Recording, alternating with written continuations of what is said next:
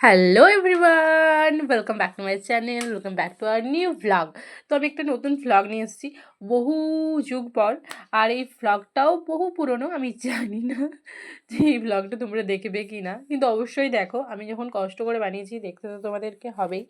আর এই ভ্লগটা হচ্ছে সরস্বতী পুজোর ভ্লগ। আর এই যে দেখো, সরস্বতী পুজো আমি এরকম মিষ্টি করে সেজে নিয়েছিলাম। কানেরটা একটু বড় হয়ে গেছিলো, সেটা কোনো প্রবলেম নেই, তোমরাও একটা ম্যানেজ করে নিও। তো যাই হোক, তোমাদেরকে আমি জানাচ্ছিলাম এখানে যে শুভ সরস্বতী পুজো, কিন্তু সেই সাউন্ডটা আমি মিউট করে দিয়েছি, কারণ এখন শুভ সরস্বতী পুজো জানানোর কোনো মানেই হয় না। তো যাই হোক, আমি জানি তোমাদের সবার সরস্বতী পুজো ভীষণ ভালো কেটেছে, আমারও খুব ভালো কেটেছে।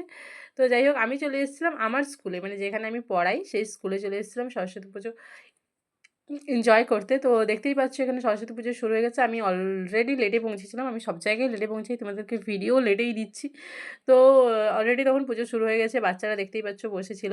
তো সত্যি বলতে খুব মজা করেছি, খুব আনন্দ করেছি। আর বাচ্চাদের সাথে তো সময় কাটাতে সত্যি সবারই ভালো লাগে।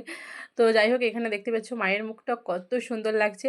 আর এখানে ঠাকুরমশাই সুন্দর করে মাকে বরণ করে নিচ্ছিলেন, আমাদেরও ভীষণ ভালো লাগছিলো। আর সত্যি কথা বলতে ওই দিনটা আমি খুব মজা করেছি, সত্যি আমার খুব ভালো কেটেছে। হ্যাঁ, প্রিয় মানুষটার সাথে কাটেনি, কিন্তু প্রিয় মানুষটার সাথে না কাটলেও দিনটা খুব ভালো কাটেছে। আর এখানে আমি পোজ দিয়ে একটু ভিডিও টিডিও করে নিচ্ছিলাম, কারণ সরস্বতী পুজোর ভিডিও না করলে কী করে হবে। কিন্তু এই ভিডিওটাও আমি পোস্ট করিনি, জানি না, মানে সময় পাইনি।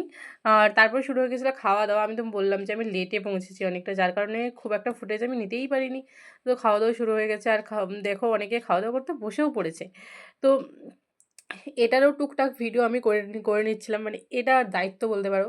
যাই হোক, আর সরস্বতী পুজোর ভিডিওটা, মানে ভ্লগটা অনেকটাই ছোট, 2 মিনিটের একটা ভিডিও, কারণ আমি অনেক লেটে পৌঁছেছিলাম। আর এই যে দেখতে পাচ্ছ বর্ষাদির মানে জিজুর সাথে ভিডিও কল করছিল, আর আমি বর্ষাদিকে একটু লেকপুল করছিলাম যে এটা সোশ্যাল মিডিয়াতে ছাড়বো পুরো ভয়েস সমেত।